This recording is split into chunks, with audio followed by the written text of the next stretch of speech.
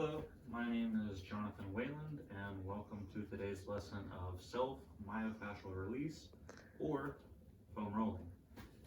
So a little bit of background about what foam rolling is and why you want to do it. Foam rolling is taking a piece of hard foam and applying it to your body with gentle pressure to activate a body function called autogenic inhibition. The essentials of that is it's just your muscles are going to release tension when you apply that pressure. So some of why you want to do this is that you can decrease your chance of injury, as well as prevent and correct some muscle imbalances you may have. It will help you improve your posture as well as enhance some of your ranges of motion, and it gets you ready for the more advanced stages of stretching as well. So as previously mentioned, one of the reasons we want to do this is to prevent and correct muscle imbalances. So muscle imbalances are when you have an overactive muscle competing against an underactive muscle in your body. The overactive muscle will put in too much work and cause the underactive muscle to not be used quite enough to perform the movement. So one example of this would be by performing an overhead squat assessment. So I'll show you what that looks like and what a normal one will look like, as well as what will happen if I have overactive muscles and underactive muscles. So starting from the side position, if I do a normal overhead squat, I can go down and up again with no issues. But if I have an overactive or underactive muscle and work, you'll see when I squat, my knees might come in a little bit, my toes might go out. So that's how you can tell when you have a muscle imbalance. So now that we have identified some of my muscle imbalances through the overhead squat assessment, we can start looking at foam rolling some of the target muscles. So because I have failed the overhead squat assessment with knees falling inwards, a quick Google search will tell me that I should be looking towards my calves, my hamstrings, and my hip adductors.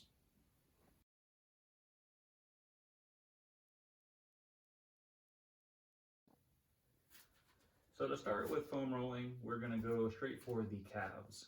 So to begin foam rolling your calves, you will take your piece of foam and you'll sit right next to it and you will place it underneath your calves. Now you can do either one calf or two calves at the same time. It is really preference. So if you were doing one, you would simply lift yourself up off the ground and you would cross your ankle over the calf that is on the foam, and you will roll it until you find a tender spot.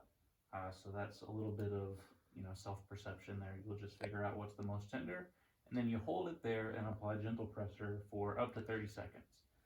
It takes about that long to start the autogenic inhibition, so anything less than 30 seconds will not be effective. If we wanted to do both calves, you simply take the calf off of the other one and roll it in the same form.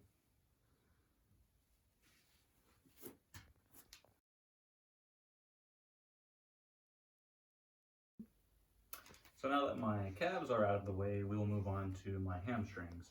So the process is about the same.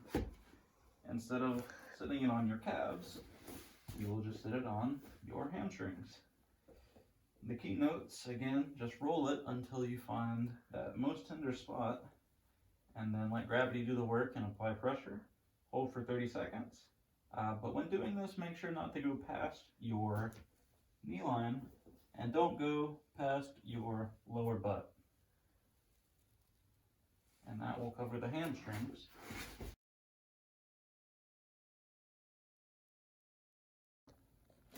And so now that my calves and hamstrings have been foam rolled, we'll move on to the final overactive muscle, which would be the hip adductors.